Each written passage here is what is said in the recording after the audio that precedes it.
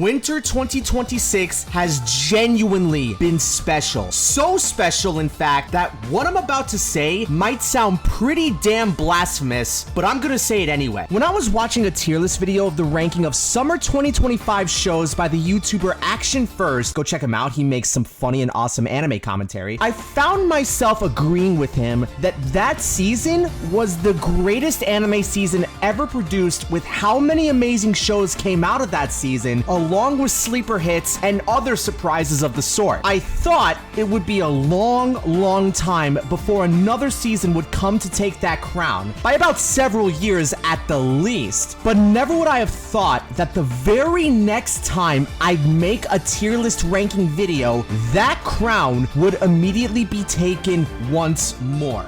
Winter 2026, in my full heart of hearts and after much deliberation, is truly the greatest anime season ever. Some of the most high-profile shows of seasons past are back and better than ever and have exceeded expectations. Same goes with some of the lesser-known or less talked-about shows having just as much of an impact in the best way. Sequels that were highly regarded when they first aired have also returned and are just straight-up killing it. And we got several original shows that are absolutely worthy of making a name for themselves for you to watch. And we're gonna go through every single one that I've been able to watch this season. Just a quick side note, I wasn't able to do a video of fall 2025 because I did only watch a total of 6 shows, so what I did was just fit them all into here in this video, and they will be ranked as if they were their own season. I'll make sure to highlight which shows from which season are placed at by the end of the video so you guys won't have any confusion. Outside of that, we're getting closer and closer to that 4-digit subscriber mark, so if you want to help support the channel and join along with the journey to that milestone, click that subscribe button so you don't miss another video from here on. I truly am appreciative of every single one of you, and I wouldn't be here at this point without you all, so it means the world to me. Okay, with all of that out of the way, let's get on to the tier list of what I believe is truly the greatest anime season ever.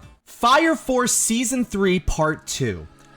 Last time I talked about Fire Force, when I reviewed part 1 of this season, I said that it was at that point where I believed that I finally got it. And now that I watched part 2, I have never felt more validated in my whole life. First and foremost, the author has crafted an amazing story that I never really realized until recently. Second off, I was admittedly very nervous when it was announced that the studio behind the show, David Production, would be jam-packing a whopping 88 chapters into 13 episodes and would ruin the pacing of an otherwise fiery, pun intended, and already eccentric show. But this has turned out to be so much better than I had ever thought it could be. Its use of multimedia techniques, implementing on-screen actors with real-life footage, along with giving really good explanations on how it fits within the universe was very well done. I could glaze this show to the high heavens, but that would take forever.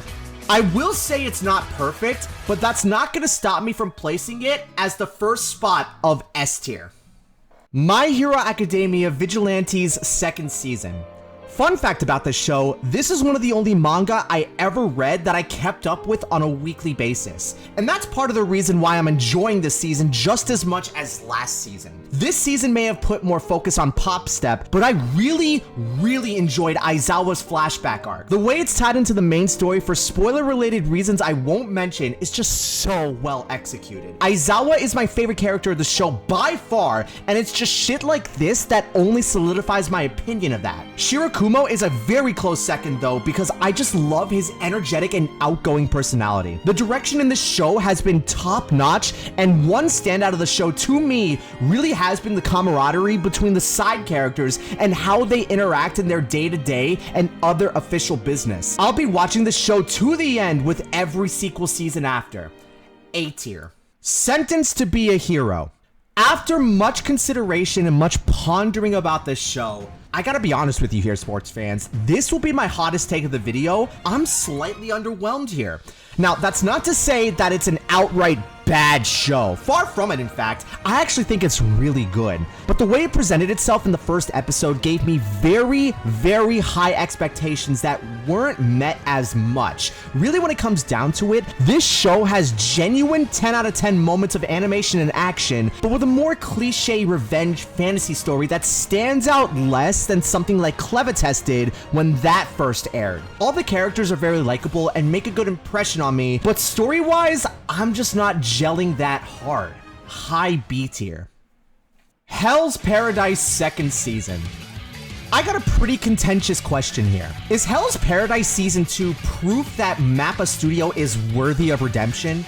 Ever since their controversy of dubious work practices of overworking and underpaying, it feels like the animators themselves have finally had the chance to put in the blood, sweat, tears, and time into multiple projects that is very becoming of the standard they set for themselves. Especially in Hell's Paradise, where for the second straight season in which they aired, they've stared at Jujutsu Kaisen as a big bro, little bro dynamic, and it's telling how under the radar they've become. In this second season, you could just tell that the quality has improved greatly here. Amazing fight scenes, great choreography, fantastic cinematography as well. The standout from last season was the show's environments and scenery, and it only has become elevated in this second season. All the characters have a distinct personality and are very engaging, and the villains are so fun and play so well into its story. I am a much bigger fan of this season than I could previously say before, and now I can confidently say that I'm fully hooked on it. A tier. Chain Soldier second season. The last season had this show in a weird spot. The plot was great. Everything else was not so great. But now that Studio Passion has taken the helm for the show, that everything else has turned into great. And with where the story is headed, along with the introduction of many new standout characters, Mirakami Unten, my beloved, it couldn't have come at a better time. Everything between the fight scenes and animation quality as a whole has taken a step up from last season, and now I can fully enjoy the show for what it is without any reservations or nitpicks. An absolutely shameless harem anime that fully leans into the raunchiness of what it wants to be. And can I just say, I've really grown on Yuki. His attitude through everything he's experienced has fully won me over, and I want nothing more than to cheer him on and get his sister back home. A tier. This show is a sleeper hit. The Darwin Incident is a political thriller where the first human Z is born and is the centerpiece between an animal rights terrorist group, local police, and friends and family. And with each passing episode, it does not fail to make you think about where you stand if you yourself were put into a situation as this within this world. The ideas of veganism, evolution, adoption, and having and doing what it takes to keep a community safe are all discussed here, and best part of all, it's in America, baby! Woo! American mention, let's go! Anyways, the animation quality isn't perfect, but passable, and the ED is certainly, something. But if you can get past that, I think you'll have something out of your comfort zone that you'll definitely be able to enjoy. I will warn you though, there are a couple of episodes that are not for the faint of heart, but they play into the story very well. A tier. Playing death games to put food on the table.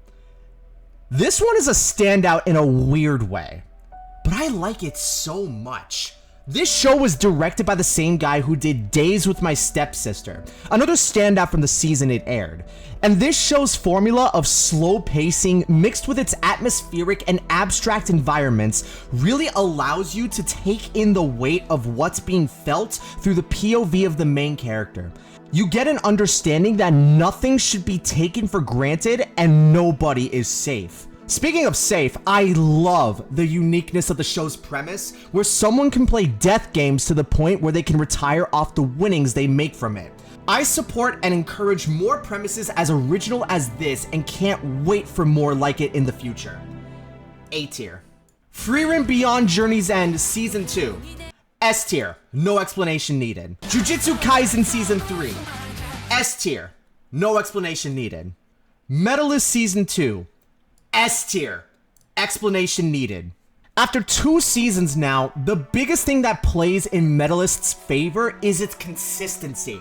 It's consistent in its themes about the main character's motivations. It's consistent and very well done in its character growth. It's consistent about the story progression. And above all else, this is a story where the character's accomplishments, both Inori and Tsukasa, are very well earned. We get to see actual practice on where Inori can improve certain jumps and how receptive she is to Tsukasa's teaching. This show just does such a good job in relaying the message that it takes much, much more than just raw talent if you have big dreams and want to act on them. And this show also personally affects me because it persuades me to keep being productive in my own daily life, whether it be advancing my career or whether it's mundane things like doing the laundry or shaving my face, or even just making my bed. And that's absolutely the highest compliment I can give it. It's an S tier. Journal with Witch. I made a video about this show earlier in the season since this was really my introduction to the josei genre. And while the first episode was a standout of its own, I truly underestimated how much I would enjoy every second of every episode after that. The display of grief for someone going through a traumatic experience such as Asa losing her parents is a tricky thing to pull off well, but Journal with Witch pulls this off brilliantly. Not every scene is going to be sad, but they still hold a substantial amount of weight. Asa and Makio are navigating through each and every single day the best way they can as they begin to understand each other and gain that familial bond that was lost with their respective family members' deaths. It's sad and heart-wrenching, yet at the same time, it's introspective. This couldn't have been a better introduction to this genre for me, and that's why I'm putting it in the S tier. JoJo's Part 7 Steel Ball Run.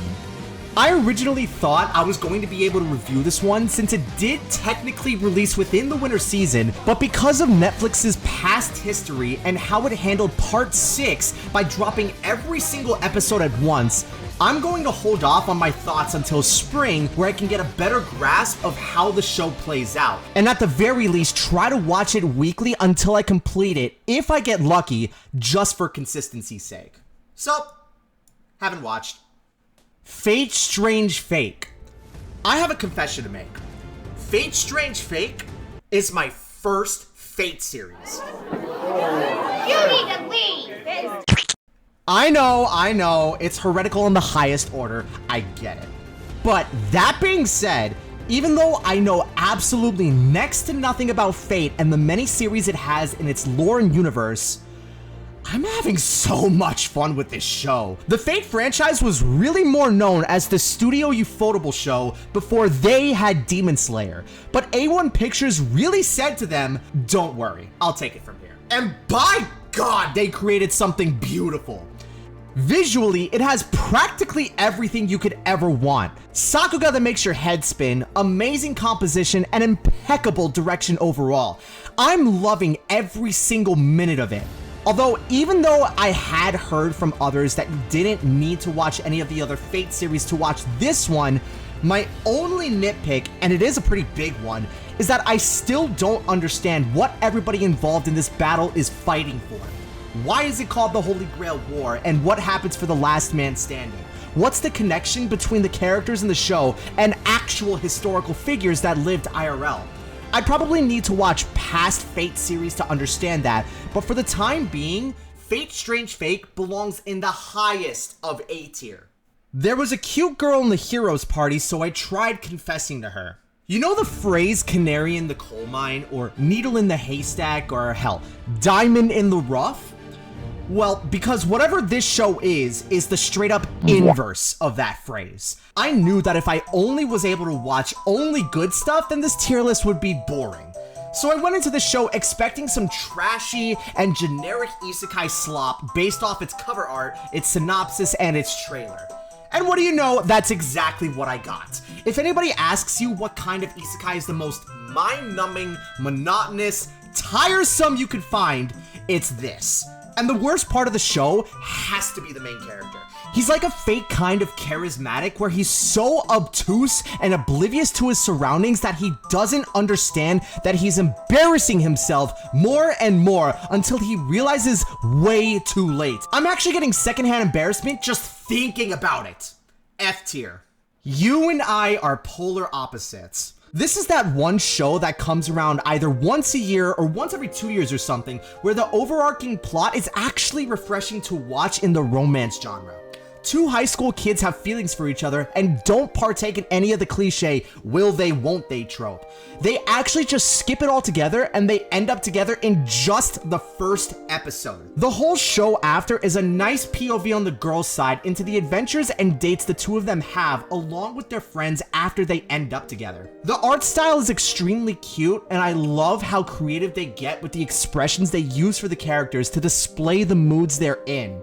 Practically everybody here is super likable, and some are very relatable as well. And one of the best things I can say about this show is that I can't wait for another season if and when it gets greenlit, because this cast of characters are contagious with positive energy, and it actively makes me happier watching them go through their daily lives and their situations and relationships. A tier. Oshinoko Season 3. S tier, S tier, S tier, S tier! Every single time Oshinoko shows up in a seasonal tier list, I'm reminded time and time again of the brilliance that Studio Doga Kobo has infused into this adaptation. This OP might be the most visually striking thus far, and the fashion, oh my god, the fashion! I genuinely can't get over it at all. Just absolutely stunning, and the symbolism in practically almost every shot here is so creative and well crafted. This season is the season of Ruby, and not only is she out for revenge, but she's really developed into her own character, and that impact has affected basically everybody around her. The plot reveals also have been just insane to watch, as if they haven't been before, and I'm literally on the edge of my seat for every single episode. This was in a hard battle for me for a top 3 spot between this, Frieren, and Jujutsu Kaisen. But I'm gonna be as honest with you as possible. I truly think this takes the top spot as the best show of the season. That is all the winter 2026 shows. Now for fall 2025. My Hero Academia final season. This is the way to close out a show. It's been a long journey to get to this point, and now that we're finally here, I feel so many things. But I guess the biggest thing I feel is peace. This ending was everything I could have wanted and expected from this show, and I'll be talking about this show in length in a future video coming soon. But this is a show that was filled with love all throughout, and I'm so happy to have been part of the journey the whole way through. My Hero Academia is one of the most impactful anime to me, believe it or not, and the only thing I'll add to it to really get you to understand this feeling is that even though this show was a roller coaster all throughout, taking the good with the bad, I'd do it all over again as if it were the first time. S tier. One Punch Man Season 3. Like how everyone else has stated before, the fault here mostly does not lie on JC's staff, rather the committee responsible for setting out the scheduling, funds, everything involved with the production, the guys at the tippy top specifically. Every anime that gets greenlit is a massive project that takes a lot more time, energy, and people than they realize. And JC's staff was mostly kneecapped before they even began. I mean, disaster is bound to happen when you begin production only 6 months out before the time of release. And it also takes a special kind of incompetence and greed to occupy the worst rated score in IMDb history because of it. I'd honestly love to write more jokes here about how much of a PowerPoint slide the show was as a whole, but I can't even give that the time of day or the pity One Punch Man Season 3 wants. It's just too disappointing. F tier.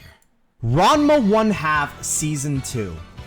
The pattern of 80s remakes and having amazing adaptations in the 2020s continues strong here. And these lovable goofballs continue their all too memorable shenanigans as they navigate their love lives by an arranged marriage to be. Ranma's first season was so good that I put it at 8th on my best of 2024 ranking. Has the quality stayed up to par in this subsequent season? I'd say so. I'd expect as much from a MAPPA production in the year of 2025, and it's still very well faithful to the original adaptation as well as staying unique in its own way. The introductions of the new characters bring a lot more charm and flavor to the story and keep it refreshing and engaging. And the overall animation quality hasn't taken any sort of dip in the slightest. Not much else to say here other than I am still enjoying this show as much as I did back in 2024. However, I don't think I'll go as far as to put it in my top 10 for this year if I had to make a prediction. A tier. Sanda. This one has honestly left me really confused. Don't get me wrong, the way it displays themes of growing up, sexuality, and finding your identity are really well done. I like the art style here as well with its rough edges and fluidity. Anything Studio Science Saru produces, I'll always give a watch to. But it's just something that can't seem to click with me no matter how hard I try to think about it. And I can't tell if it's the formatting or how the story is told, or if it's the entire premise I'm just not gelling with. The villain in a vacuum is menacing, and I like him a lot. The character designs are cool as shit, and I can see the appeal for anyone else who gets the show. But until I figure out what that something is that's preventing me from fully enjoying it, I can't justify putting it higher than C tier. Spy X Family Season 3. Call me crazy, but I felt like that just because fall 2025 wasn't as much of a heavy hitter in terms of big name shows and quantity, that Spy X Family Season 3 went way under the radar. Obviously, you'll have your Twitter accounts grabbing certain clips they find cool and awesome and cute, and that'll get thousands of likes every so often, some of them completely forgetting what a spoiler tag is, but this was the most action-heavy season that Spy X Family has gone through to this point, and I'm quite shocked that not as many people as I thought were talking about it when it aired. It gripped me the whole way through because the moments where shit got serious, I actually said out loud, oh my god, there's actually no plot armor here. Wit Studio and Cloverworks Studio impressed time and time again, and Spy X Family is still no less worthy of achieving another S tier on this list. Gachiakuta. The second half of Gachiakuta aired in fall 2025, and that's the section of the show I'll be talking about here. Zodal Typhon has cemented himself for me as top 3 favorite characters of the show, and is such a likable antagonist that, in a vacuum, I could see myself completely understanding his plans and motivations for the objectives of his vision. Jabber has also grown on me exceptionally well. The entire villain group has left a lasting impression in the best way. Sure, the format is more reminiscent of typical shonen style battles, but the power system here is just so unique that its use and cleverness of each power is just way too creative for me to cast it off as something generic you find in other shonen. So major props to the author. I'm not going to rehash my thoughts on any other aspects of the show since what I said from summer of 2025 has remained consistent with how I feel about it now. So if you want to go check that out, I'll leave that down in the description. But what I will say is that even though I've never played the game, Gachiakuta in terms of aesthetic and vibe reminds me of Borderlands without the guns and superpowers. Automatic and absolute S tier. And that is everything for this tier list. This season was insane. Winter 2026 is undeniable proof that the anime industry is continuing to one-up itself, and I'm not basing what I'm about to say off any concrete evidence, only just off vibes, hopes, and dreams. But it truly feels like some studios are finally seeing the fruits of their labor be very rewarded because the hard-working animators that do the heavy lifting of all of these shows are being treated better and are getting paid more. You could really tell that everybody puts so much care into these shows, and it speaks for itself. And dare I say it, because of that, when the dust is settled, winter 2026 should belong up in the rankings of all-time best seasons in the history of the anime industry, thanks to the quantity of amazing shows and the quality within them too, along with Fall 2022 and Summer 2025. Speaking of seasons like those, if you want me to make a video ranking the best anime seasons, let me know in the comment section below. I read all of them and I'd love to engage with you guys. Come join the community in the Discord server and say hi. That link will be down in the description as well. If you want to check me out elsewhere, I stream on Twitch multiple times a week and we talk anime over there as well as play games with the community, so I'd love to see you over there. Princess! Daddy just died. My other YouTube channels will also be down in the description, so any support over there is very much appreciated and I'm grateful for it all. That's gonna be it from me, guys. The next set of shows for spring is also shaping up to be a banger. So for now, same place, same time next season. I'll see you all there. Peace.